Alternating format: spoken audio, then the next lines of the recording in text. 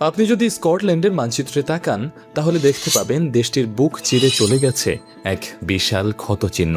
এর দৈর্ঘ্য 100 কিলোমিটারেরও বেশি। এমনকি মহাকাশ থেকেও এটি দেখা যায়। কিন্তু এটি সেখানে এলো কিভাবে?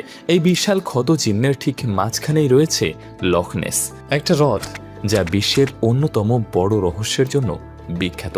অনেকেই বিশ্বাস করেন এখানেই বাস করে কিংবদন্তির লখ নেস মনস্টার।